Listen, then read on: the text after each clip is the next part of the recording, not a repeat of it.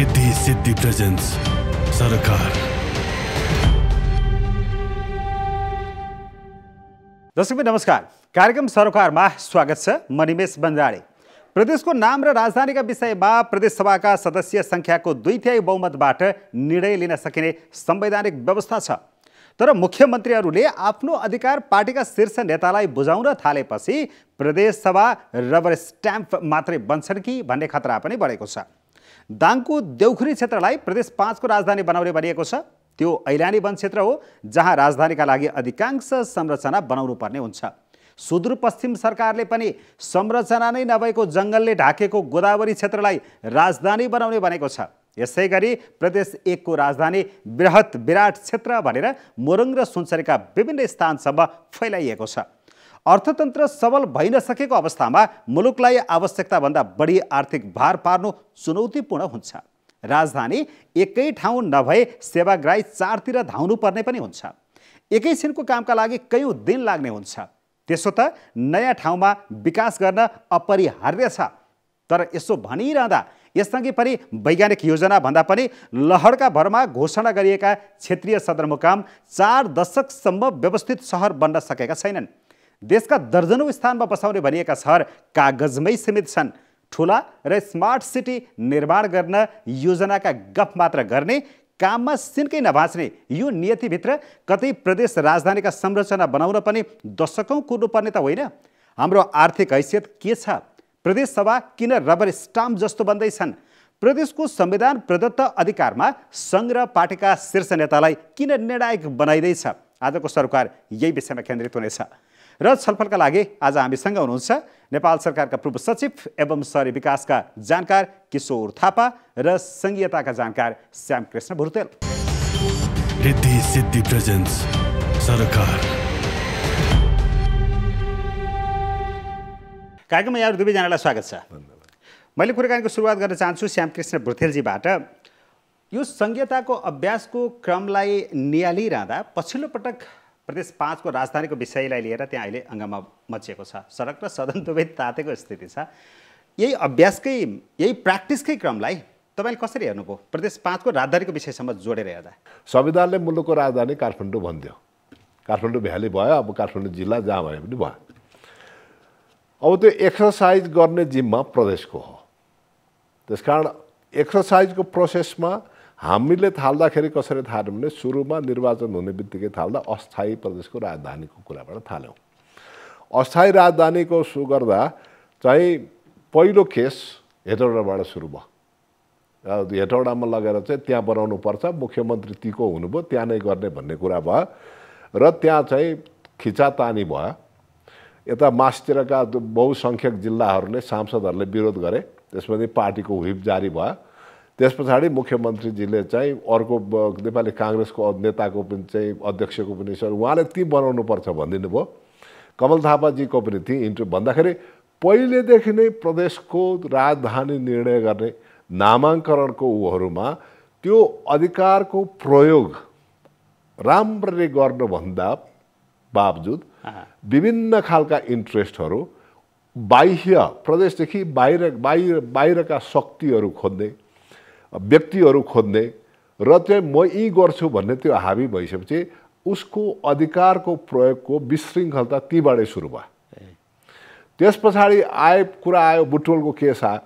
बुटोलको केसमै तपाईँले हेर्नुभयो भने उम्मेदवारी हुँदैका बेलादेखि चाहिँ दाङमा गर्छु भन्ने दाबी पनि भयो। मुख्यमन्त्री पनि त्यतैको हुनुभयो, अरूको पनि कुरा त्यही आयो।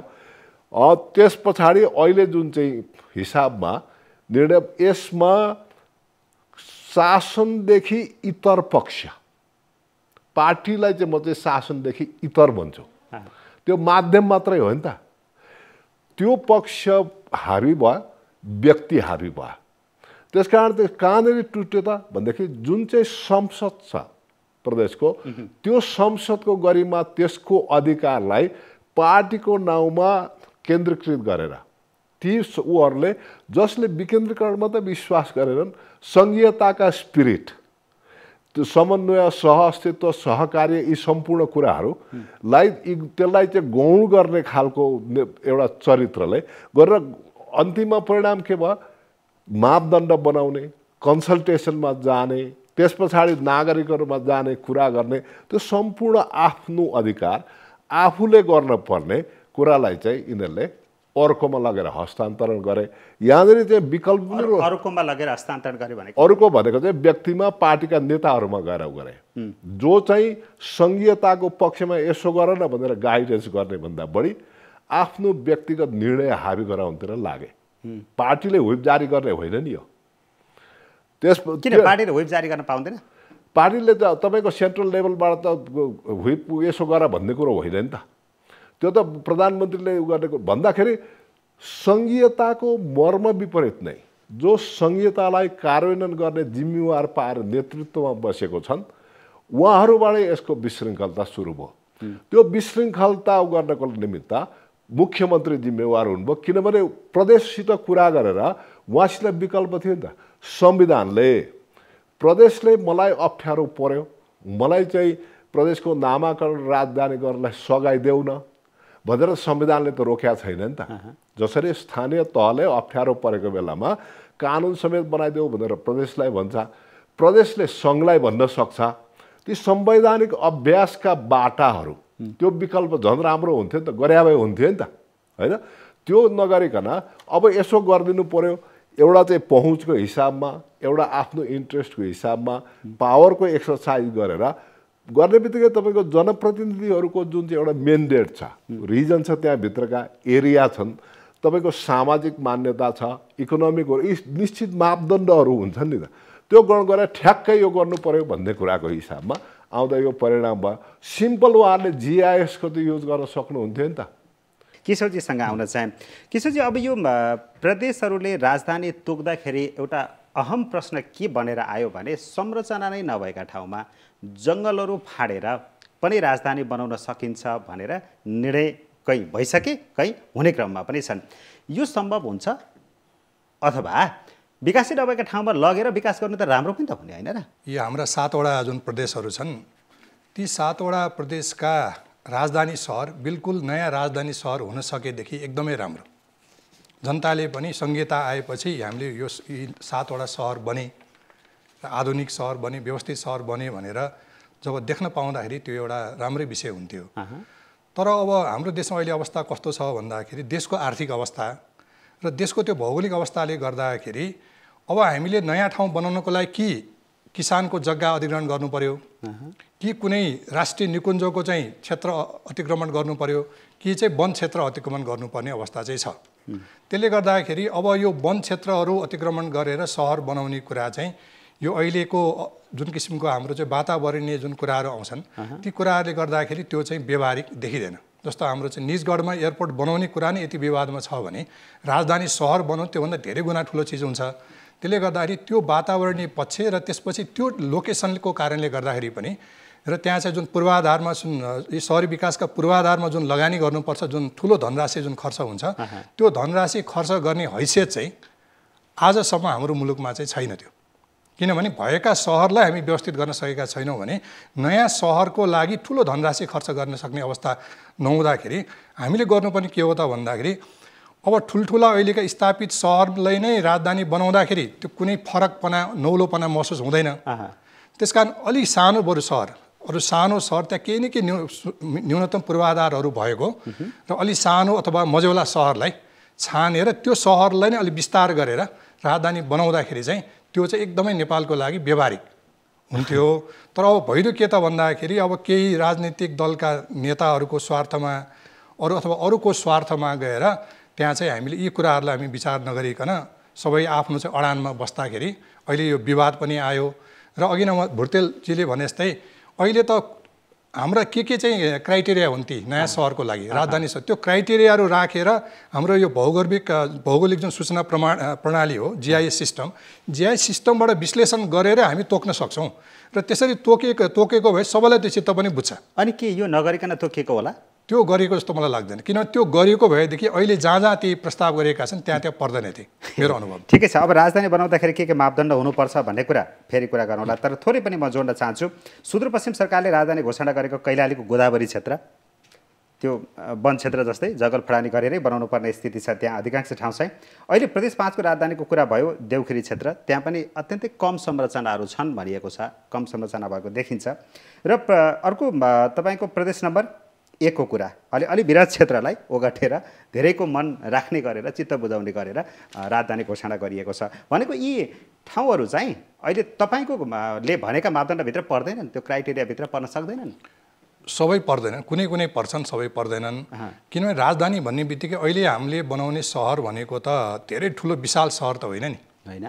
त्यसमा त के हुन्छ भने सरकारी कार्यालयहरू हुन्छन्, त्यहाँ प्रदेश सभा हुन्छ, त्यसपछि त्यहाँको उच्च अदालत हुन्छ, त्यसपछि गएर त्यहाँको कार्यपालिका सरकारी जुन सचिवालयहरू हुन्छन् र केही सरकारी अरू कार्यालयहरू हुन्छन्, 7वटा मन्त्रालयहरू हुन्छन्, विभागहरूलाई चाहियो, आयोगहरू चाहियो, मुख्य न्यायाधिवक्ता ती कुराहरू हुन्छन्।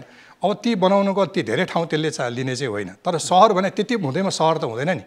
सहरको जुन अङ्ग पुरा गर्नको लागि त्यो सरकारी कार्यालयको सँगसँगै अरू निजी क्षेत्रका चाहिँ उद्योग व्यवसायहरू पनि त्यहाँ आउनु पर्यो, त्यहाँ जनताहरू चाहिँ नागरिकहरू पनि त्यहाँ चाहिँ बसाइसराई गर्नु पर्यो, त्यहाँ बसोबास गर्नु पर्यो, त्यहाँ विभिन्न किसिमको अरू खेलकुद लगायत अरू पूर्वाधार हुनु पर्यो। ती सबै यो सहरको अङ्ग पुरा गर्नको लागि हामीलाई केही ठाउँ चाहिँ चाहिन्छ। तर त्यो ठाउँ चाहिँ राजधानी बनाउने ठाउँमा चाहिँ सबै सहरका त्यो विशेषताहरू पुरा हुनु नै पर्ने हुनुपर्छ, नभए त सहरै हुँदैन नि। नभए त त्यहाँ कार्यालय रहन्छ, त्यहाँ केही भवनहरू रहन्छन्। भवन भन्नु र सहर भन्नु त फरक कुरा हो। त्यसकारण भवन हुँदैमा सहर हुँदैन। सहर हुनको लागि मुख्य कुरा 3टा कुरा हुनैपर्छ। मानिसहरू बसोबास कहाँ गर्ने, त्यो राजधानीमा काम गर्ने कर्मचारी, चाहे त्यो सरकारी हुन् चाहे निजी क्षेत्र, त्यो कर्मचारी कहाँ बसोबास गर्छन्, आवासीय क्षेत्र। त्यसपछि ती कर्मचारीका लागि चाहिने शिक्षा स्वास्थ्य अरू सुविधाहरू कहाँ हुन्छ, त्यसपछि गएर कार्यालयहरू चाहिँ कहाँ हुन्छ, र मानिसहरूको मनोरञ्जनको लागि पार्क, अब अरू बजार, अरू चाहिँ मनोरञ्जनका क्षेत्रहरू कहाँ हुन्छ। यी 3टा अङ्ग पुरा नभइकन सहर हुँदैन। त्यसकारण सहर भनेको चाहिँ भवनहरूको समूह पनि होइन, सहर भनेको एउटा बजार मात्रै पनि होइन। त्यसकारण धेरै कुराहरू त्यो अङ्ग पुरा हुनको लागि एउटा भनौँ न एउटा सर्वाङ्गीण विकासको लागि भनौँ न सर्वाङ्गीण एउटा चाहिँ सहरको लागि यी कुराहरू त्यहाँ हुनुपर्छ। अब त्यो नगरिकन सहर चाहिँ बन्दैन।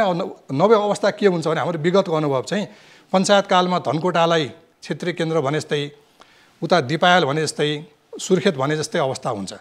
त्यहाँ चाहिँ केही कार्यालय गएर बस्छन्, तर कार्यालयका साइनबोर्डहरू त्यहाँ हुन्छन् र त्यहाँ कर्मचारीहरू चाहिँ सुर्खेतका कर्मचारी नेपालगञ्ज बस्ने, दिपायलका कर्मचारी धनगढी बस्ने र धनकुटा कर्मचारी सम्पर्क कार्यालय भने धरान बस्ने, त्यो स्थिति आउँछ। त्यसमा सहर भएन भने। भोटेलजी, अब यो संविधानले दिएको प्रदत्त अधिकारलाई चाहिँ प्रदेश सरकार, प्रदेश सभा या मुख्यमन्त्रीहरूले किन प्रयोग गर्न सकिरहनु भएको छैन त? त्यसो भने यसमा विविध कारणहरू छन्। एउटा उनीहरूलाई सशक्तिकरण गरेर इनेबलिङ गर्ने खालको एउटा पोलिसी फ्रेमवर्क, त्यो सपोर्ट फ्रेमवर्क पनि भएन। एउटा कुरा त्यो। अर्को कुरा कतिपय कुराहरूमा कोही बेला मेजोरिटीको डिसएडभान्टेज पनि हुन्छ। त्यो कुन तरिकाको पोलिटिकल पार्टीहरूको चाहिँ मानसिकता छ, लिडरसिपको हिसाबले, कुन हिसाबले चाहिँ उनीहरूले आफू निर्णय गर्छन्, कुन हिसाबको कन्ट्रोल हुन्छ र कति अटोनोमी दिएको हुन्छ। किनभने पार्टीभित्र कतिपय कुराहरूमा राज्य सङ्घीय हुँदैमा आचरण सङ्घीय हुन्छ भन्ने त छैन नि त, छैन नि त। त्यसकारण यसको निमित्त आचरण पनि सङ्घीय हुनु पर्यो। र त्यसकारण जो चाहिँ मुख्यमन्त्री र पदाधिकारी, मुख्यमन्त्रीको पद भनेको ऊ पार्टीजन होइन, शासनको मुख्य मान्छे भनेको जुनसुकै पार्टीबाट जितेको भए पनि ऊ भनेको त्यहाँको चाहिँ एउटा यस्तो फिगर हो जो चाहिँ पोलिटिकल्ली सेक्युलर हुन्छ, निरपेक्ष हुन्छ। त्यो व्यवहार चाहिन्छ। उसको एजेन्डा होला, भित्र होला, तर यस्ता कुरामा उसको एजेन्डा हुनु हुँदैन। उसले यो प्रोसेसलाई छोड्नु पर्यो नि त। जब यस्तो खालका कुराहरू तपाईँले व्यवहारमा अनुभव गर्नुहुन्छ, त्यहाँनिर भइसकेपछि नितान्त हिसाबले यस्ता खालका विवादहरू जन्मिन्छन्। त्यसकारण अघि किशोरजीले भने जस्तो त्यो एउटा सहर हो, तर एडमिनिस्ट्रेटिभ प्रोसेसको लागि सेवा चाहिँ लाई फेसिलिटेट गर्ने हो। व्यापारिक केन्द्र राजधानी होइन, हुँदैन प्रदेशको राजधानी। इन्डस्ट्रियल हुँदैन, त्यो चाहिँ सबैतिर त्यही देखिन्छ नि त। त्यसकारण पर लगेर गरिरहेको छ भनेदेखि अब यी सम्पूर्ण कुरालाई नगरिकन यहाँनिर विभिन्न इकोनोमिक इन्ट्रेस्टहरू, जस्तो लोकल गभर्मेन्टकै रिस्ट्रक्चरिङमा चाहिँ जग्गा दिनेदेखि लिएर चाहिँ जग्गाको प्लान गर्नेदेखि आफ्नो जग्गा विभिन्न आयो नि त, होइन?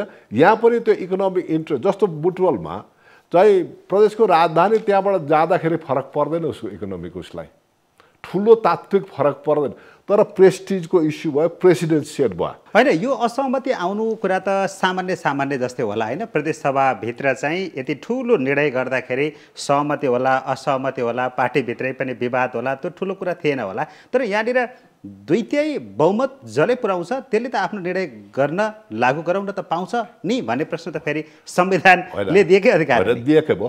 तर के छ भने 2/3 अख्तियारी प्रयोग गर्दाखेरि त्यो पाच्य पनि त हुन, आफूभित्र पनि त मान्नु पऱ्यो नि त। त्यो गर्ने बित्तिकै तपाईँको नम्बरको रुल र मेजोरिटीको रुल त एब्सोल्युट हुन्छ। त्यस कारण यो प्रोसेसमा तपाईँको कन्सल्टेसन हो नि त मुख्य कुरा। वाद विवाद, संवाद, सहजीकरण र सहमति यी कुराहरू हो नि त। त्यही कुरा चाहिँ हामीहरूको संविधानले भन्यो। अब नेपालका पोलिटिकल पार्टीहरू आफै फेडरल मानसिकतामा कसरी जाने, व्यक्तिले अत्यन्त बलियोसित जकडेकोहरू कसरी चाहिँ बिस्तारै फेडरल सेटिङमा गएर चाहिँ त्यो मानसिकतातिर कसरी जाने भन्ने खालको इस्यु यसले उठायो। चाहिँ अब गभर्नेन्समा मात्रै होइन, पार्टी गभर्नेन्समा पनि यो चाहिँ इस्यु क्रिटिकल हुन्छ। ठिक छ। अब यहाँनिर चाहिँ मुख्यमन्त्री प्रदेश 5कै कुरा गर्नुहुन्छ भने पनि काठमाडौँमा आएर मुख्य शीर्ष नेताहरूको सहमति लिएर जानुभयो भन्ने एउटा विवादको विषय आयो।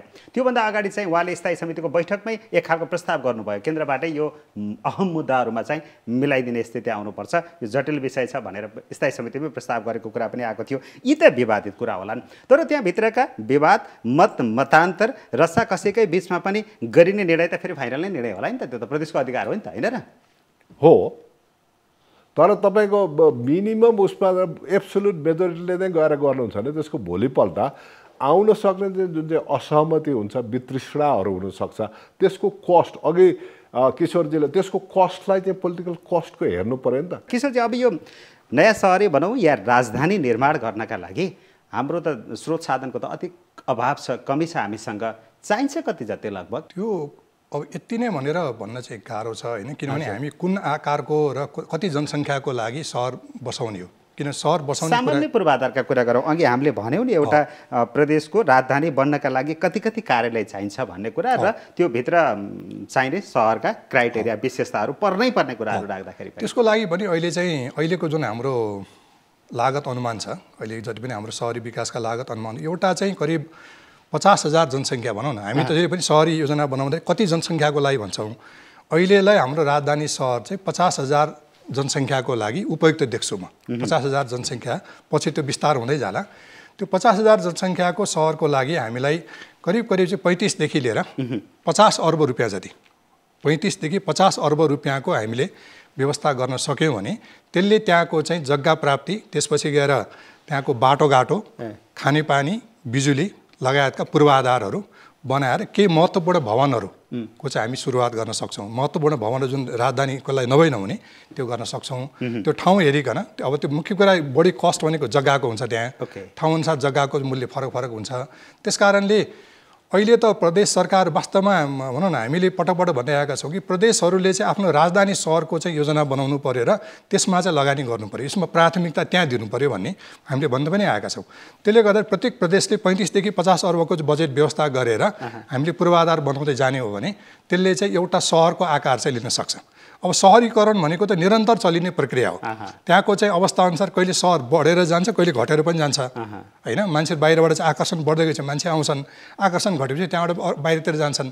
त्यस कारण यो निरन्तर चलिने प्रक्रिया हुन, तर राजधानी सहरको सिट अफ गभर्मेन्ट भनौँ, त्यो सिट अफ गभर्मेन्टको लागि हामीले चाहिँ एउटा न्यूनतम त्यसको चाहिँ आकार चाहिँ हामीले फिक्स गर्नुपर्छ।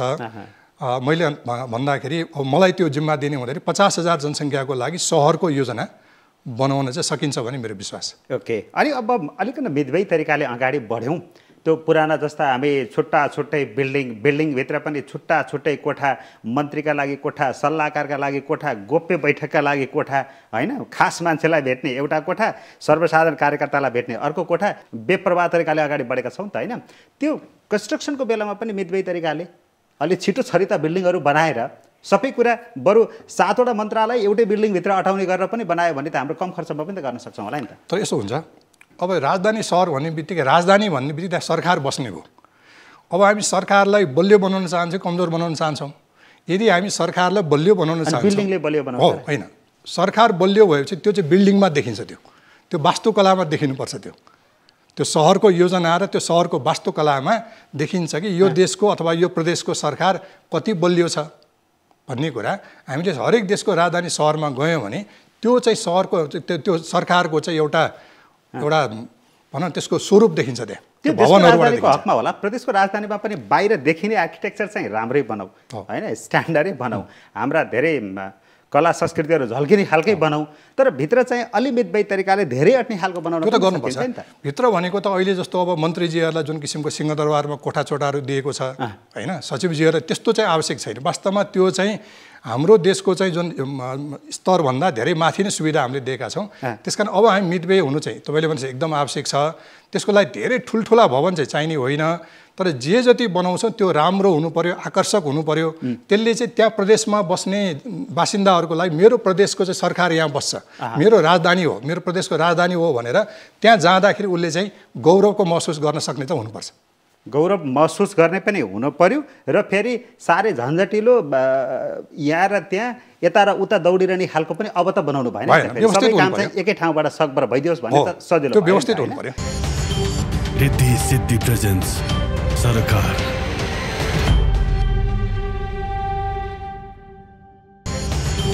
रिद्धि सिद्धि प्रेजेन्स सरकार। भुटेलजी, यो खास गरी नेताहरूको व्यक्तिगत टकराव अनि मुख्यमन्त्रीहरूमा पनि अब अहिले त म मुख्यमन्त्री भएँ, त्यसपछिको अर्को राजनीतिक भविष्य स्टेप मार्ने कता हो त्यतातिरको एउटा लक्ष्य अथवा त्यो खालको चाहना, अब पछि आउने पदलाई सुरक्षित पार्ने त्यो खालको राजनीतिक महत्त्वाकांक्षा, अर्का केही जग्गा कारोबारीहरूका पनि आफ्नै आकाङ्क्षा त्यहाँ पनि होलान्, स्वार्थहरू होलान्। यी कुराहरूले गर्दा फेरि यो राजधानीको विषय चाहिँ अलि बढी गिजोलिने स्थिति आइदियो, जसले गर्दा संहिता कार्यान्वयनको सुरुमै ठेस लाग्ने स्थिति आइदिनु त होइन, यसले गर्दा अलि वितृष्ण जाग्ने त होइन भन्ने देखिन्छ त्यस्तो यो जेलिएका विषयले।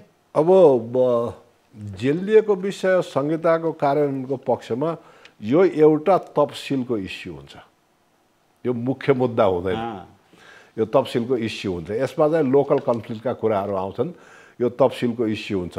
तर यसको परिणाम के देखियो भने चाहिँ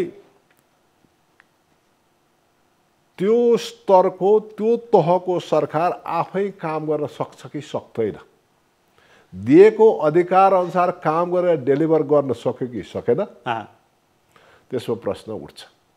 र यो प्रश्न चाहिँ यो राजधानी मात्रै होइन, तपाईँको प्रत्येक भाग प्रशासनदेखि यो हस्तक्षेपको नीति, केन्द्रीकृत नीति, त्यस पछाडि डेलिभरीका कुराहरू हेर्नुभयो भने तिनै तल्लो तहमा सबैतिर पुग्छ। त्यो लोकलमा प्रदेश र सङ्घबाटै पुग्छ।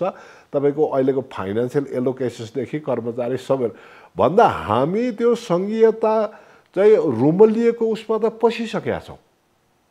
हामी सङ्घीयतालाई जुन चाहिँ तपाईँको यो सबै पेनेसियाको हिसाबले सम्पूर्ण हुन्छ भनेर जुन चाहिँ एक हिसाबले लिएर गयौँ, यो होइन रहेछ है भन्ने हिसाबले अलिअलि लोकलमा फिल भएकोदेखि बाहेक त्यो भनेदेखि सङ्घीयताको कार्यान्वयनको पक्ष म चाहिँ रुमलिन थालेको छ है। तपाईँ सङ्घीय मामलाको खास जानकार यसरी देखिरहनु भएको छ। म देखिराखेको छु है। भनेदेखि यसले त्यसको हिसाबमा के हुन्छ भने भोलि अब कहाँ आउँछ भन्दा यसले सकेन भन्ने कुरा आउँछ, यसले सक्दैन भन्ने कुरा चाहिँ जब यो आउँछ अन्तर सरकारको बिचको सम्बन्धमा त्यतिखेर चाहिँ तपाईँको एउटा लिक्विड स्टेट आउँछ, त्यो परिचालन हुने कुरो यसले यसलाई सुरु गर्छ। मैले त्यसमा त्यति भने त्यस कारण यो इन्डिकेसन हो। त्यस पछाडि अर्को इन्डिकेसन चाहिँ हाम्रो मानसिकता, अर्को इन्डिकेसन जता पनि जाँदाखेरि तपाईँको त्यो केन्द्रीकृतमा गइराखेका छौँ हामी। एक हिसाबले भन्दाखेरि हिजोको हिसाबमा अब किशोरजी नै हुनुहुन्छ, त्यति लामो ब्युरोक्रेसीमा काम गर्नुभयो। अर्बन प्लानिङको हिसाबमा अर्बन सिटी गर्दाखेरि पार्टिसिपेटरी गभर्नेन्स, पार्टिसिपेटरी प्रोसेस जुन चाहिँ हामीले भित्र मेच्योर गऱ्यौँ नि मुलुकभित्र, त्यो कुरा अहिले आएर कता कता चाहिँ रुमल्ली राखेको अनुभव गर्छु म। त्यो किनभने शासन भएको अनुभव र जो चाहिँ तपाईँको स्रोत साधन र शक्ति एकाउन्टेबिलिटीको पाराले नै डेलिभरी र एकाउन्टेबिलिटीको पारा यो चाहिँ त्योसित नदेखिँदाखेरि संहिता त्यहाँबाट रुमलिन्छ। त्यो हामी त्यो प्रोसेसमा गयौँ र तपाईँको हामीले हेर्नुभयो भने अघि नै पनि मैले पार्टीकै कुरा गरेँ पार्टी देख्नुहुन्न नि त तपाईँ जसरी पार्टीमा व्यक्ति मात्र देख्नुहुन्छ अहिले त व्यक्तिमा केन्द्रित भयो होइन व्यक्ति मात्र देख्नुहुन्छ व्यक्ति मात्र देखिएपछि राज्यमा पनि चाहिँ मुख्यमन्त्री मात्र देखिन्छ प्रदेशमा गाउँपालिका नगरपालिकाबाट मेयर मात्र देखिन्छ भनेदेखि चाहिँ जुन चाहिँ लोकतन्त्रको मुख्य पक्ष छ नि यो पक्ष त गौण भएर गएको अनुभव भइराखेको छ आम नागरिकलाई भन्दा यसैबाट हेर्नुहोस् न अब किन प्रदेश र उसको कुरा गर्नुहुन्छ हाम्रो आचरणलाई म चाहिँ रुमल्ल्या भन्छु ओके केशवजी अब यहाँनिर त्यो पुरानो ब्युरोक्रेसीमा तपाईँको अनुभव होइन काम गर्दाखेरि यो त नयाँ परिवर्तित व्यवस्था भनेका थियौँ त नयाँ धेरै आशाहरू हो नि त तर काम गरेको शैली अहिले पनि उस्तै के उही केन्द्रीकृत मानसिकता यसमा बदलिन के साह्रै गाह्रो रहेछ गाह्रो छ यो बदलिन धेरै गाह्रो छ नि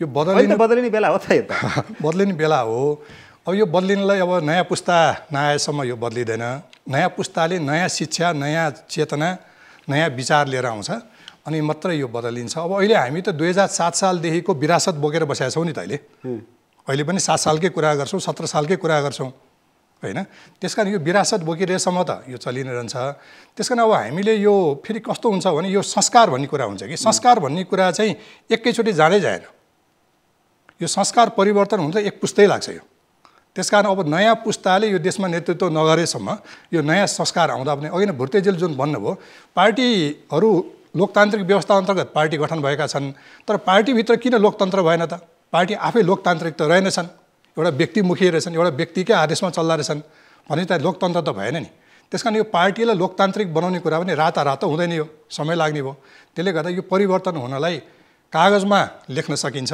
तर देखिने गरेर व्यवहार परिवर्तन हुन त एक पुस्ता नै लाग्छ नयाँ पुस्ताको कुरा गऱ्यौँ नि नयाँ पुस्ता हुर्काउने एउटा प्रोसेस हो एउटा समयको कुरा भयो तर नयाँलाई तपाईँको ठाउँ दिने र नयाँलाई स्वीकार्ने दुईटै पाटो छ नि त नयाँलाई स्वीकार्ने त्यसकारण हामीहरूकोमा नयाँ पुस्ताको हिसाबले तपाईँको हेर्नुहोस् हाम्रो प्रोसेसमा नयाँ पुस्ताको भविष्य कति देख्दै हुनुहुन्छ भइराखेकोमा अथवा त्यो नयाँ पुस्ता सक्षम छ तपाईँलाई कसरी थाहा हुन्छ तपाईँले जज गर्ने हो नयाँ पुस्ता सक्षम छ भने त सक्षम भएको प्रमाणित गरेर तपाईँले स्पेस दिनु पऱ्यो नि त तपाईँ नदिने अनि सबै तपाईँ के भन्ने हामीहरूको त्याग र बलिदान भन्ने हामी मात्रै हो भन्ने बाहिर कहिले तपाईँले मुलुक परिवार जस्तै मुलुक त्यतिखेर सफल हुन्छ जसले जुन बाबुआमाले छोराछोरीलाई सफल बनाउँछन्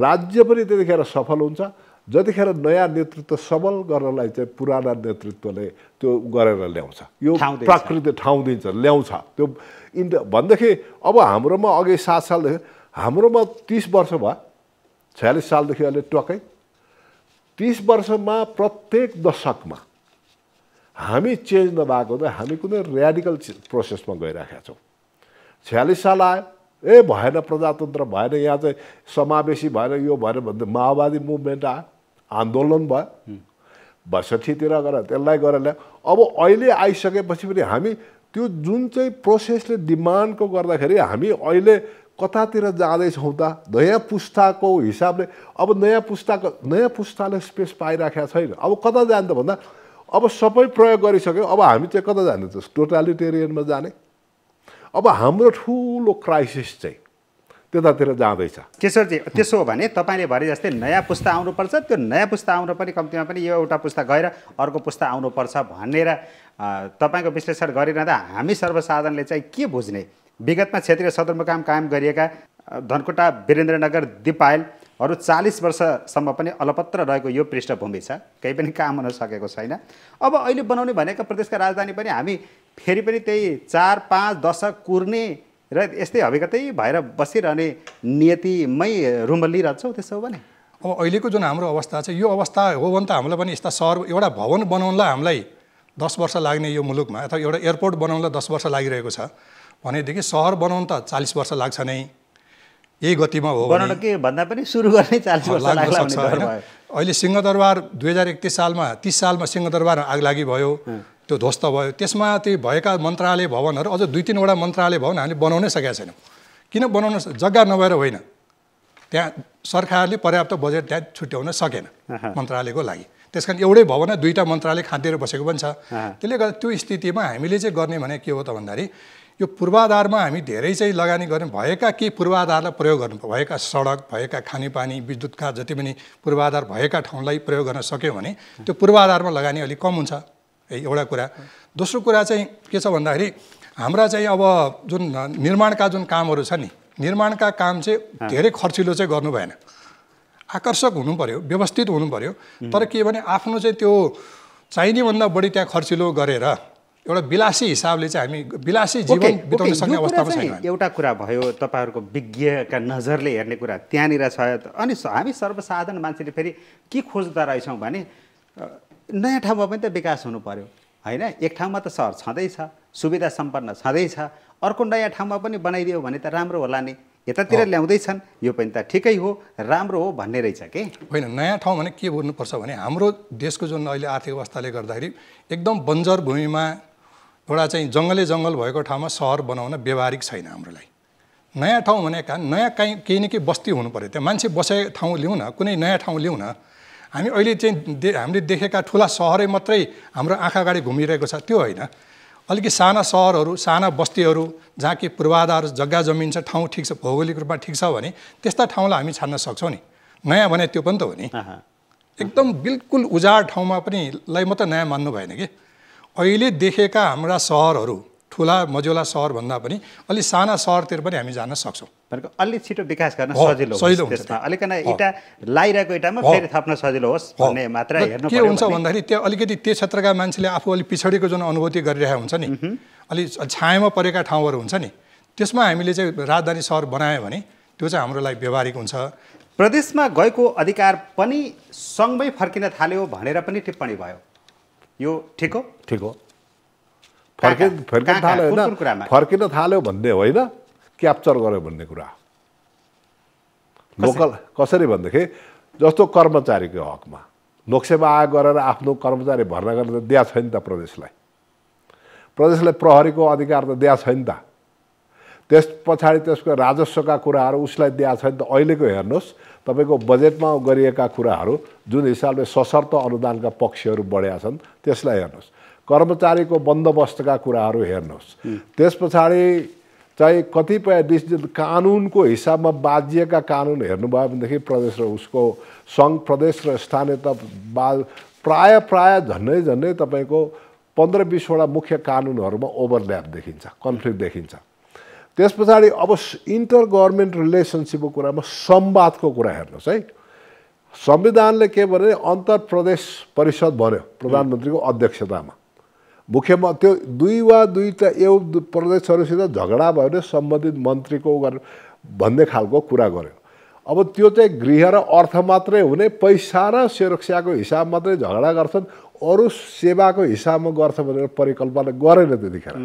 त्यस पछाडि चाहिँ तपाईँको परिषद ल्यायो प्रधानमन्त्रीको अध्यक्षतामा है। त्यहाँ लाउँदाखेरि अब के भयो, मुख्य विवाद कहाँ छ? फाइनेन्समा छ। कहाँ छ विवाद? सर्भिस डेलिभरीमा छ, की सर्भिसेसमा छ, तपाईँको शिक्षा, स्वास्थ्य, खानेपानी, भौतिक पूर्वाधार यीहरूमा छ नि त। तपाईँको प्रदेशका मुख्यमन्त्री पनि चाहिँ त्यसमा छन्। तर सङ्घबाट चाहिँ कसको प्रतिनिधित्व छ हेर्नुहोस्, बडो इन्ट्रेस्टिङ छ। कानुनको छ, संसदीय मामलाको छ, गृहको छ, अर्थको छ। मुख्य मुद्दा कहाँ छ? पैसाको सानो कुरो, गृहको एउटा पाटो। तर मुख्य मुद्दा त सेवा प्रवाहका कुराहरूमा मुद्दा छन् नि त, जुन चाहिँ एसेन्सियल सर्भिसेसका हिसाबमा मुद्दा छन्, त्यहाँनिर छैन। अर्को त्यसैमा इन्ट्रेस्टिङसित हेर्नुहोस् चाहिँ, अब यो तल पनि जो न प्रदेशमा पनि चाहिँ प्रदेश परिषद भनेर चाहिँ उ गरेर बनाएको थियो छ है। त्यसमा चाहिँ गाउँपालिका नगरपालिकाका अध्यक्ष, उपाध्यक्ष, मेयर, उपमेयर, स्वतः मेम्बर, अब त्यसलाई स्वाट्ट झिकेर अब चाहिँ मुख्यमन्त्रीले नोमिनेसन गर्ने, एउटा जिल्लाबाट 2टा हेर्नुहोस्। त्यस पछाडि चाहिँ स्थानीय तहका चाहिँ सङ्घ महासङ्घहरू छन् नि त, तिनीहरूलाई चाहिँ प्रधानमन्त्रीले चाहिँ ट्वाक्क गरेर सिफारिसमा चाहिँ लिएर आउने प्रतिनिधि भन्ने बित्तिकै चाहिँ हामीहरूकै निरन्तरता जस्तो स्थानीय स्वायत्त शासन ऐनले प्रधानमन्त्रीको अध्यक्षतामा उच्च स्तरीय विकेन्द्रीकरण समिति बन्दोबस्त गरेका थियो, जहाँ चाहिँ सबै पार्टीका अध्यक्षहरू सदस्य थिए, सभामुख हुन्थे, सबै मन्त्री हुन्थे, स्थानीय तहका सङ्घ महासङ्घहरूको प्रतिनिधित्व हुन्थ्यो। अब सबै त्यो अहिले हटाएर कहाँ पुग्यौँ त हामी? हेर्नुहोस्, हामी कहाँ गयौँ भने नोमिनेसनको पद्धतिमा गयौँ। त्यस पछाडि तपाईँको विशेष अनुदानको कुरामा नेसनल प्लानिङ विशेष र चाहिँ उहरू हामी 4500 रुपियाँको योजना समेत पनि चाहिँ सङ्घले चाहिँ एलोकेट गरेर ठाउँ तोकेर जाने। अब यसरी एकातिर माथिबाट अधिकार प्रत्यायोजनमा अझै पनि कन्जुसाइको स्थिति, अर्कातिर चाहिँ पाएको र गर्न सक्ने काम पनि नगरेर माथिको मुख ताक्ने अथवा माथिकालाई चित्त बुझाउने गरेर तल निर्णय गर्ने, माथिलाई सोधेर मात्र तल निर्णय गर्ने, यहाँ पनि सक्यो होइन। यहाँ यस्तो भन्दा अहिले हामी अधिकारको प्रत्यायोजनको तह काटेर कहाँ पुगिसक्यौँ? हामी चाहिँ समान स्तरका 3 तहका सरकारमा पुगेछौँ। संविधानले अधिकार बाँडिसक्यौँ, त्यो साझा र उसको हामी अधिकार प्रत्यायोजनको त नागेर कहाँ पुग्यौँ? हामी नर्मल निक्षेपणबाट पनि अगाडि बढेर कहाँ पुग्यौँ? संवैधानिक हिसाबले नै एउटा नितान्त नयाँ खालको सिस्टममा हामी पसेका छौँ। तर अब यी सम्पूर्ण कुराहरूमा के छ भनेदेखि आफूले गर्नलाई इनिसिएटिभ उनीहरूको कम विभिन्न कारणले छ। उनीहरूले गर्न नसकेको, प्रदेशले गर्न नसकेको कर्मचारी नभएर पनि त गर्न सकेका छैन त, गर्न सकेका छैन नि त। हेर्नुहोस् त 2 नम्बरको हालत। अब म 2 नम्बरको पक्षले होइन, कुन तरिकाले चाहिँ कर्मचारीहरू भइराखेको छ, गइराखेको छ। अब उनीहरूले पनि रेजिस्ट गरिराखेका छन् सबै प्रदेशमा। मुख्य चाहिँ हामीहरूको ह्युमन रिसोर्स नभइकन हामीले सकेनौँ बाबा। किशोरजी, अब यो केही पहिला सहर विकास गर्ने योजनाहरू, जो कागजी योजनाहरू भन्दा अझ बढी यो सान्दर्भिक देखिन्छ। 10 वर्षअघि मध्य पहाडी लोकमार्ग अन्तर्गत विभिन्न 10वटा आधुनिक सहर विकास गर्ने घोषणा गरिएको थियो हैन। हुलाकी राजमार्गमा 20वटा सहर बनाउने घोषणा गरिएको थियो। काठमाडौँमा पनि विभिन्न सिटीहरू निर्माण गर्ने कुरा थियो। तराई मधेसमा 5वटा नयाँ सहर स्थापना गर्ने कुरा थियो। स्मार्ट सिटीहरूको हालत त्यस्तै छ। सहरका 4 किल्ला भनेर काठमाडौँमा केही सहरहरू नयाँ स्मार्ट सिटीहरू बनाउने कुरा। मैले सबैको नाम चाहिँ लिन, यहाँ धेरै नाम छ, फेरि टाइम खान्छ।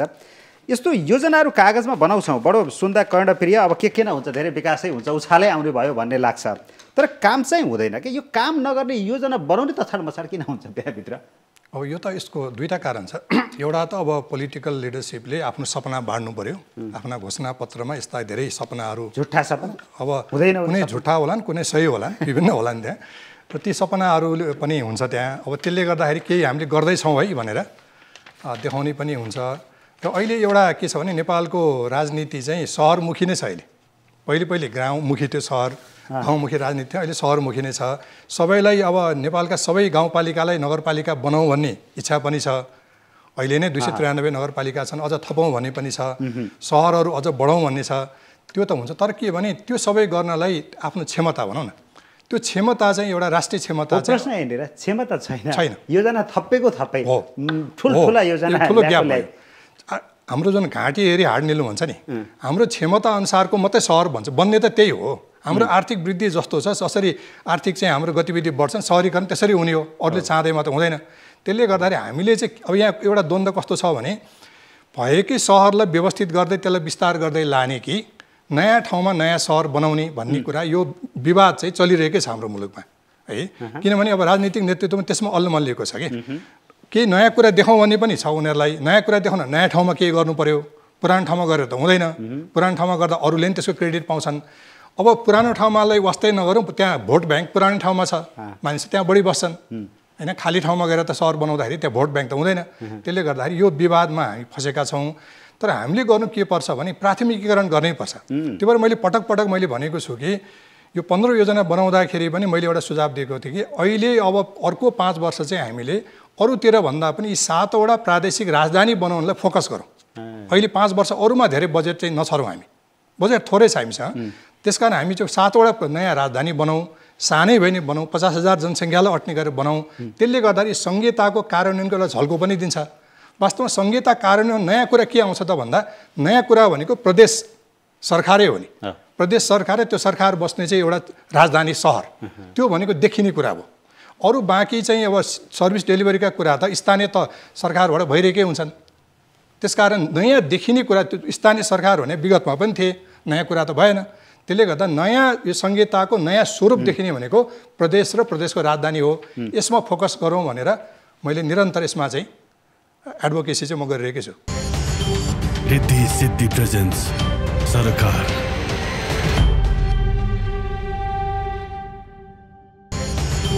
रिद्धि सिद्धि प्रेजेन्स सरकार। यो योजनाहरू बनाउँदाखेरि वैज्ञानिक अध्ययन हुनु पर्यो, स्रोत साधनको सम्भाव्यताको अध्ययन हुनु पर्यो। यदि त्यसरी अध्ययन गरेर यस्ता योजनाहरू ल्याइएको भए त कार्यान्वयनमा पनि टाउ थियो होला नि त? होइन, जस्तो सहर नेपालमा सहरी योजना बनाउने आफ्नै प्रक्रिया छ कि, स्थापित मान्यताहरू छन्, त्यसका प्रक्रियाहरू छन्, तोकिएका छन्।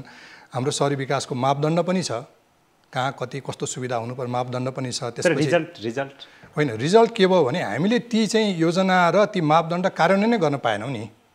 ती योजना र मापदण्ड कार्यान्वयन गर्नको लागि त्यही किसिमको चाहिँ व्यवस्था हुनु पर्यो, त्यो हुन सकेको छैन नि।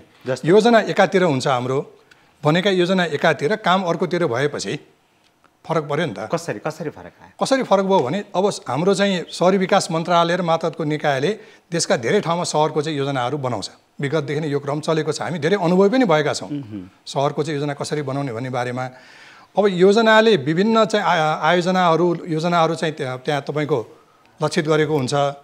अनि हामी चाहिँ हरेक वर्ष बजेट निकासा गर्दाखेरि हामीले चाहिँ बजेट कार्यक्रममा चाहिँ हामी अरू कुराहरू चाहिँ राखिदिएपछि त्यो योजना र बजेटलाई चाहिँ म्याच नगर्दाखेरि योजना अनुसार त काम हुँदैन। नेपालमा सहर त हेर्नुहोस् तपाईँ, हरेक ठाउँमा जानुभयो भने बाटो बनिरहेछन्, ढल बनिरहेछ, भवन बनिरहेछ नि, तर ती बनेका योजना मुताबिक बने कि गैर योजनाबाट भयो भने त्यो भएको समस्या त्यो छ। भनेको अन्तर्निकाय समन्वय अथवा एउटा निकायको मर्म र उसको योजना अर्को निकायले बुझिदिएन, त्यो बुझिदिएन र त्यसमा हामीले समन्वय गर्न सकेनौँ। किन सहरमा त धेरै निकायहरू त्यसमा संलग्न हुन्छ नि। विभिन्न निकायहरू चाहिँ एउटा त्यो निकायहरूले एक ठाउँमा ल्याउने भनेको त्यो योजना हो। यत्रो आधा शताब्दीभन्दा बढी लगभग अब राणाकाल पछिको यो कालखण्ड हेर्ने हो भने त यति लामो समय गुजार्यौँ, यही समस्याहरू भोग्दै आयौँ, तर यसलाई सल्टाउनतिर हामी किन गएनौँ? एकीकृत विकास प्रणालीको अवधारणामा हामी किन जान सकेनौँ? सायद हाम्रो त्यो संस्कारै भएन कि, एउटा चाहिँ पद्धतिमा, एउटा व्यवस्थामा, एउटा चाहिँ योजनामा बाँधिने हाम्रो चरित्र भएन कि, हामी आफ्नो चाहिँ व्यक्तिमुखी भयौँ कि, हामी आफ्नो चाहिँ एउटा क्षेत्रीय वर्गीय चाहिँ स्वार्थमा अल्मल्यौँ कि, होइन? एउटा बृहत राष्ट्रिय चाहिँ एउटा हितको लागि, एउटा सहरको लागि, एउटा बस्तीको चाहिँ बृहत हित हेरेर हामीले काम गरेनौँ कि? आखिरमा योजना भने त एउटा कमन डकुमेन्ट हो नि। होइन, काम त गरेनौँ, प्रष्टै भयो। यही काम नगर्दा आफ्ना स्वार्थमा लाग्दा र चल्छ भन्ने कार्यशैली अप्नाइरहँदा नै यो स्थिति आइरह्यो। तर त्यसको ब्रेक हुने, चेन ब्रेक हुने स्थिति कहिले आउने हो भनेको? होइन, ब्रेक कसरी ब्रेक हुन्छ भने किन सम्बन्धित निकायले यसलाई रियलाइज गर्न सकेन? अर्को समस्या छ यहाँ। अब विगतको सरकारले कुनै योजना ल्यायो भने त्यो राम्रै योजना पनि हुन्छ, सरकारले मिलेसम्म त राम्रै गर्न खोज्छ, त्यसपछिको अर्को सरकारले त्यसलाई वास्ता गर्दैन। त्यो सरकारले नयाँ कुरा ल्याउँछ, अर्कोले वास्ता गर्दैन हो। यो समस्याबाट हामी ग्रस्त छौँ कि, यो मेरो अनुभवबाट म भन्छु। आखिरमा देशको चाहिँ राम्रो हित, बृहत्तर हितको लागि जुनसुकै सरकारले ल्याएको योजना पनि त राम्रै हुन्छ नि त, त्यसलाई स्वीकार गर्नु पर्यो नि त। के परिमार्जन होला, समय सापेक्ष परिमार्जन होला, तर त्यसले लिएको डिरेक्सनमा त हामी जान सक्छौँ नि। हामी डिरेक्सनै बदल्छौँ, होइन? पहाडमा 10वटा चाहिँ सहर बनाउने भनेर अलिकति फोकस गर्छौँ, होइन?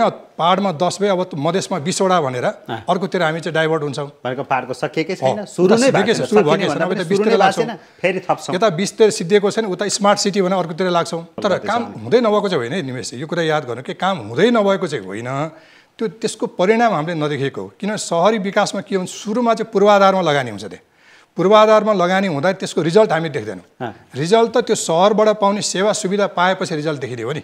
त्यसकारण अहिले नेपालमा धेरै ठाउँमा पूर्वाधारमा चाहिँ लगानी भएका छन्, तर अधिकांश पूर्वाधारमा योजनाबद्ध भन्दा पनि अब एक किसिमले आफ्नो भनौँ न एडहक बेसिसमा तदर्थ हिसाबले चाहिँ धेरै भएका देखिन्छन् र पर्याप्त बजेटको पनि व्यवस्था छैन। मैले अघि नै भने सहरी विकास मन्त्रालयको बजेट 35 अर्ब छ।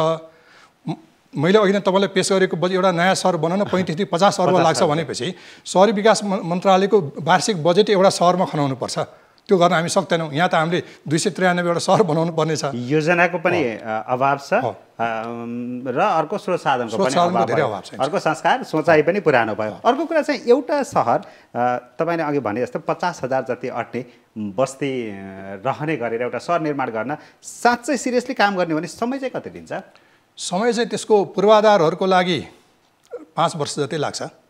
हाम्रो जुन किसिमको यहाँको प्रक्रियाहरू छ त्यसले 5 वर्ष समय त लिन्छ नै होइन। सामान्यतया हामी सहरको चाहिँ एउटा फुल फ्लेज सहर बनाउनलाई 20 वर्ष लाग्छ भने अनुमान गर्छौँ। 20 वर्षको टाइम फ्रेममा हामीले एउटा योजनाले चाहिँ जुन परिकल्पना गरेको सहर स्वरूप चाहिँ 20 वर्षमा लिन्छ भने हाम्रो चाहिँ त्यो एउटा अनुभवले नै बताउँछ र हाम्रो चाहिँ सहरी विकासको ले पनि जुन विधाले पनि त्यो भन्छ हामीलाई। तर यो के भने हामीले 5 वर्षमा पूर्वाधार बनाएर हामी केही आफ्ना सेवा सुविधाहरू त्यहाँ चाहिँ सुरु गर्न चाहिँ सक्छौँ। तर अरू सहरको अरू चाहिँ निर्माण र विकासका कामहरू चाहिँ निरन्तर चल्छन् र सामान्यतया 20 वर्षको समय अवधि चाहिँ एउटा सहर बनाउनको लागि लाग्छ नि। ओके भोतेलजी, अब यहाँनिर चाहिँ यो सङ्घीयताको कुरा गरिरहँदाखेरि प्रदेशको राजधानीलाई प्रतिष्ठाको विषय बनाउनु एकरातिर ठिकै पनि होला, प्रतिष्ठाको कुरा पनि हो। तर नेताहरूले नै आफ्नो प्रतिष्ठाको विषय बनाएर आफ्नो राजनीति सुरक्षित गर्ने एउटा टुल्स बनाएर यसरी काम गर्न थाल्नु, सङ्घीयता नै नेपालमा चाहिँदैन, यो खर्चिलो व्यवस्था हो, यो आवश्यकता होइन हाम्रो नेपालको लागि भन्ने त्यो विचार त सुसुप्त रूपमा त छँदैछ। त्यो विचार अझ बलियो भएर अगाडि आउने ठाउँ हामीले बनाइदिरहेका त छैनौँ। मैले धेरै पोलिटिकल उसको माथिल्लो लेभलकोहरूसित गर्दा एउटा रमाइलो पक्ष छ, त्यो आज सेयर गरौँ है त। है सङ्घीयता आएपछि सङ्घीयता आयो, लिडरसिपले हामीले ल्यायौँ हाम्रो भन्ने स्वामित्व देख्नुहुन्छ। हामीले गर्दा आएको हामी पार लाउँछौँ, यो गरेर पार लाउँछौँ भनेर कुनै पार्टीको मेनिफेस्टोमा देख्नु भएको छ? अघि मैले भने नि तपाईँको प्रोसेसको कुरा, पार तपाईँको ल्याइसक्नेले हुर्काउँछु, अघि किशोरजीले भने हुर्काएर पार लाउँछु भन्ने त छैन है। तपाईँको अधिकारको हुकमा के अन्डरस्ट्यान्डिङ छ त भनेर मैले चाहिँ विभिन्न आफ्नो हिसाबले यो किन दिएको, कसले दियो यो चाहिँ यतिका अधिकार, यो स्थानीय तहले गर्नै सक्दैन किन यसको अधिकार, यो त भएन संविधान चेन्ज गर्नुपर्छ। हेर म्युटेड होला भन्ने कुरा त्यही हो। कुन लेभलमा? प्रोभिन्स र फेडरल लेभलभित्रको सोचाइ त्यही हो। अब किशोरजीले सचिव भएर आएको उहाँकै मन्त्रालयलाई सोध्नुहोस् न मन्त्रीले के भन्थ्यो, उहाँलाई थाहा छ नि सबै। त्यहाँ चाहिँ यो भएन, नत्र अहिलेको हिसाबमा तपाईँको समानीकरण अनुदान काटेर तपाईँको सशर्त अनुदानको भोल्युम कसरी बढ्छ त, त्यो गरेर सम्पूर्ण तपाईँको त्यसरी उदाहरण त्यही होइन, हिजोभन्दा केन्द्रीकृत भएको छ नि त्यो कुराहरू त। त्यस पछाडि अर्को हेर्नु, सङ्घीय चरित्र सबै सांसदले व्यक्तिगत हिसाबले खर्च गर्ने पैसा किन चाहियो?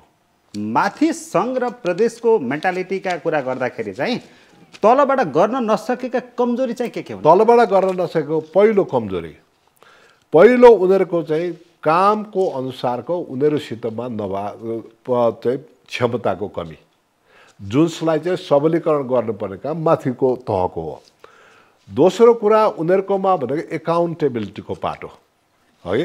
त्यस पछाडि अर्को उनीहरूले काम गर्न नसक्यो भने एडमिनिस्ट्रेटिभ सपोर्ट, ह्युमन रिसोर्सको कुरा, ती सम्पूर्ण त्यस पछाडि उनीहरूले अर्को उनीहरूको कमजोर पक्ष के छ भने आफू इनोभेटिभ नहुने, आफू जस्तो अर्काको पैसाले मात्रै चाहिँ म राज्य गर्छु भन्ने त पाइएन नि त, आफू पनि त रेभेन्यू जेनेरेट गर्नु पऱ्यो नि त। मलाई दिएर त्यो पाटोमा आफू जेनेरेट गर्न हिचकिचार र गरेको पैसाको दुरुपयोग, एकाउन्टेबिलिटीमा जानलाई नखोज्ने भनेदेखि यो चाहिँ एक हिसाबले तलको एउटा काम नबुझ्ने, अर्को क्षमताको कमी, अर्को आफ्नो इनोभेसन्स नहुनु, आफूले रिसोर्स परिचालन गर्न नसक्नु र त्यस पछाडि चाहिँ सानातिना एजेन्डा, यी कमजोरीहरू। तर राम्रा पाटा छन् है, धेरै छन् है, फेरि उदाहरणीय एक्जाम्पलहरू छन् है। जस्तो चाहिँ लोकल लेभलमा हेर्नु पर्ने 0% बेरोजगारी भएको पनि गाउँपालिकाहरू छन् नि, कहिले नभएको कुरा है। इनोभेसन्सको हिसाबले व्यापक भएको छ, तर यी चाहिँ नितान्त। त्यस कारण यो कतिपयको कुरामा मुख्य कारण के त भन्दाखेरि पोलिटिकल कल्चर, संवादको कल्चर, सहमतिको कल्चर, त्यसको कमी मुख्य कुरो हो जुन चाहिँ संघीयताको लागि यो नयाँ सिस्टमको लागि पूर्व शर्त हो। हस्, अब हामी अन्तिम राउन्डमा आइसक्यौँ। विकास निर्माणको कुरामा प्रदेशले चालिरहेका कदम जो राजधानी तोक्ने विषयसँग पनि जोडेर आउँछ। किशोरजी, के सुझाव दिनुहुन्छ उहाँहरूलाई? अब पहिलो कुरा त प्रदेश सरकारले आफ्ना मन्त्रालयहरू र मातहतका निकायहरूमा कर्मचारीको व्यवस्थापन गर्नु पर्यो। कर्मचारी नभएर त्यहाँ निकै समस्या परेको म देख्छु। त्यसकारण त्यो आफ्नै अब लोकसेवा आयोगबाट व्यवस्था गरेर हुन्छ कि अथवा केन्द्रलाई दबाब दिएर केन्द्रका कर्मचारीहरू काजमा ल्याएर हुन्छ कि यो किन प्रदेश सरकारलाई चलायमान त बनाउनु पर्यो नि, त्यसमा कर्मचारीको व्यवस्थापन एउटा गर्नु पर्यो। दोस्रो कुरा, यो प्रदेश राजधानीलाई अर्को 10 वर्ष जति यो प्रदेश राजधानी निर्माणलाई फोकस गर्नु पर्यो र त्यसमा चाहिँ यो अब प्रदेश राजधानी फोकस गर्ने सिलसिलामा अब यो साना चाहिँ टुक्रे आयोजनाहरू, साना चाहिँ यो वडा स्तरीय चाहिँ गाउँ स्तरीय आयोजनाहरू चाहिँ त्यो बाँड्ने कनिका छर्ने जुन प्रवृत्ति अहिले जुन केन्द्रमा सुरुमा थियो अहिले प्रदेशमा पनि सरेको छ, त्यो बन्द गर्नु पर्यो। सलिड प्रोजेक्टहरू यो चाहिँ प्रदेशको चाहिँ प्रदेश सरकारको आयोजना हो भनेर देखिने गेम चेन्जर भन्छौँ नि हामी, त्यस्तो गेम चेन्जर प्रोजेक्टहरू चाहिँ प्रदेश सरकारले ल्याउनु पर्यो। त्यो प्रोजेक्ट चाहिँ कस्तो प्रोजेक्ट ल्याउनुपर्छ भनेको प्रदेश सरकार आफैले निर्णय गर्नुपर्छ। त्यो काठमाडौँबाट चाहिँ डिक्टेट गर्ने होइन, उनीहरूले आफ्नो आवश्यकता अनुसार जनभावना अनुसार त्यो गर्नुपर्छ र त्यसपछि गएर ती संस्थाहरू आफ्नो मातहतका चाहिँ संस्थाहरूलाई सबलीकरण बलियो बनाउँदै साधन स्रोत सम्पन्न, जनशक्ति सम्पन्न र अरू चाहिँ उसलाई काम गर्ने चाहिँ लिगल टुलहरू भनौँ न, नीति नियमहरूको व्यवस्था तर्जुमा गरेर उनीहरूलाई चाहिँ अगाडि बढायो भने प्रदेश सरकार चाहिँ सबल हुन्छ। तर यो हामीले रातारात हुन्छ भने अपेक्षा पनि नगरौँ। एकदम नयाँ राजनीतिक व्यवस्थामा हामी गएको हुनाले हामीले यो संघीयता उपयुक्त छ कि छैन भनेर बहस गर्ने बेला अहिले हुँदै होइन। यो अरू म त भन्छु अर्को 10 वर्ष पर्खिनुपर्छ। 10 वर्षमा रिजल्ट हेरौँ न, अनि हामी चाहिँ एउटा निष्कर्षमा पुगौँ। अहिले नै साना यी कमी कमजोरी हेरेर संघीयता काम लागेन भन्ने निष्कर्षमा पुग्नु चाहिँ ठिक लाग्दैन मलाई। पक्कै पनि। भोर्तेलजी, अब तपाईँले माथिबाटका कमजोरी तलका कमजोरी भनिरहँदाखेरि विशेष गरेर मुख्यमन्त्रीलाई त्यहाँको प्रदेश सरकारले दिने सुझाव के हुन्छ? पहिलो कुरो, प्रदेशको अधिकारको आफ्नो लिमिटेसन क्लियर बुझ्नुहोस्। तपाईँहरू सर्भिस प्रोभाइड गरेर सबैतिर छरिएर पुग्नु पर्दैन, पहिला बुझ्ने त्यो। त्यति बेला त्यो तपाईँको पहिचान, नयाँ पहिचान खोज्नु पर्दैन। तपाईँहरूको पहिचान ती छ, तपाईँ स्ट्रेटेजिक हो, फेसिलिटेटिभ हो, तपाईँ चाहिँ सर्भिस प्रोभाइडर, गाउँमा गएर सेवा दिने होइन, स्पष्ट।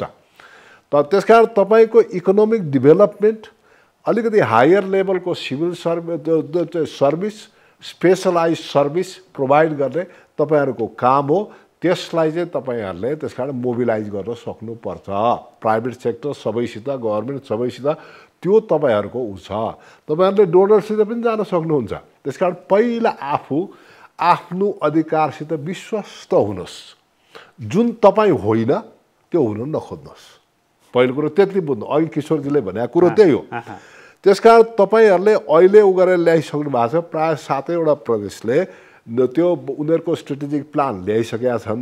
उनीहरूको पोलिसीहरू चाहिँ पोलिसी प्लानिङहरू गरेर सबैसित मोरलेस छ। पहिला त्यसैलाई कति एम्बिसियस बनाउनु, कति त्यो हेर्नुहोस्। त्यो त्यसकारण चाहिँ 5वटा अघि किशोरजीले भने तपाईँहरू 5वटा कुरा गर्नुहोस्। हामी यो गर्छौँ, हामीले प्रदेशको काम यसरी बुझेका छौँ, हामी यसरी गर्छौँ भनेर क्लियर भएर थाल्नुहोस्। त्यसबाट तपाईँहरूका विवाद पनि टुङ्गिन्छन्, तपाईँहरू बलियो पनि हुनुहुन्छ र तपाईँहरूलाई के भने प्रदेशले पनि, सङ्घले पनि हामीलाई थिच्यो, लोकलले पनि हामीलाई वास्ता गरेन, हामीले चाहिँ इरेलेभेन्ट बनायो भनेर चाहिँ त्यो दुःख मानेर हिँड्नु पर्दैन। आफ्नो रेलेभेन्स तपाईँहरू आफै स्थापित गर, त्यति गर्नुहोस्। म चाहिँ अर्को के पनि भन्छु भनेदेखि, मैले पहिलो खेप चाहिँ मुख्यमन्त्रीहरूको एउटा सानो भेला गराएको थिएँ, 2-3 जना के गर्दा चिन्जान पनि फोन नम्बर पनि सेयर गरे रहेनछ उहाँहरूले है।